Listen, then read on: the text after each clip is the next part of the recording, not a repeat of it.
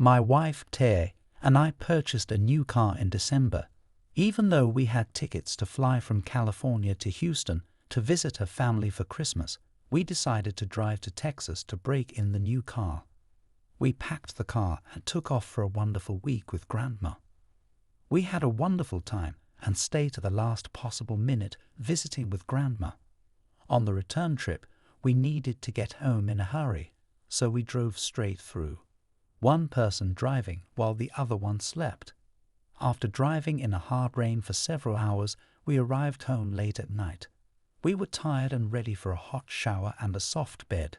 I had the feeling that no matter how tired we were, we should unpack the car that night, but all Tere wanted was the hot shower and soft bed, so we decided to wait and unload the car in the morning. At 7 o'clock in the morning, we got up refreshed and ready to unpack the car. When we opened the front door, there was no car in the driveway.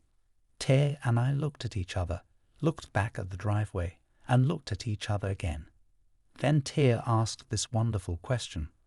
"Well, where did you park the car?" Laughing, I answered, "Right in the driveway." Now we knew where we had parked the car, but we still walked outside, hoping that maybe the car had miraculously backed out of the driveway and parked itself by the curb. But it hadn't. Stunned, we called the police and filed a report that activated our high-tech tracking system. To be on safe side, I also called the tracking system company. They assured me they had a 98% recovery rate within 2 hours. In 2 hours, I called again and asked, "Where's my car?" "We haven't found it yet, Mr. Harris, but we have a 94% rate recovery within 4 hours. 2 more hours passed. I called again and asked, "Where's my car?" Again they answered, "We haven't found it yet, but we have a 90% recovery rate of finding it within 8 hours. At that point, I told them, "Your percentage rate means nothing to me when I'm in the small percentage, so call me when you find it." Later that day, a commercial aired on telephone with the automaker asking, "Wouldn't you like to have this car in your driveway?" I responded, "Sure I would. I had one yesterday." As the day unfolded, Tere became increasingly upset as she remembered more and more of what had been in the car: our wedding album, irreplaceable family photos from past generations, clothes, all of our camera equipment, my wallet, and our checkbooks, just to name a few. These were items of little importance to our survival, yet they seemed of major importance at that moment. Anxious and frustrated, Tere asked me, "How can you joke about this when all of these things and our brand new car are missing?"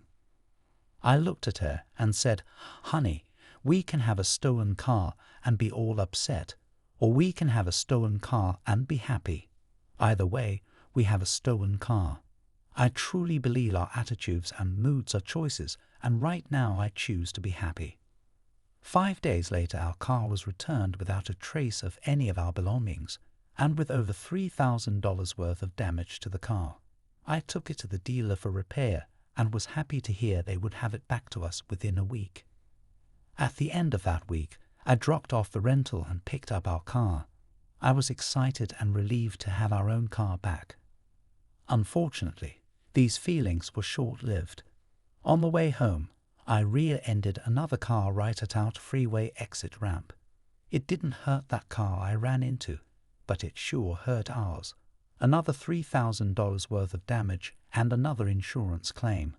I managed to drive the car into our driveway, but when I got out to survey the damage, the left front tire went flat. As I was standing in the driveway looking at the car, kicking myself in tail for hitting the other car, Tere arrived home. She walked up to me, looked at the car, and then at me.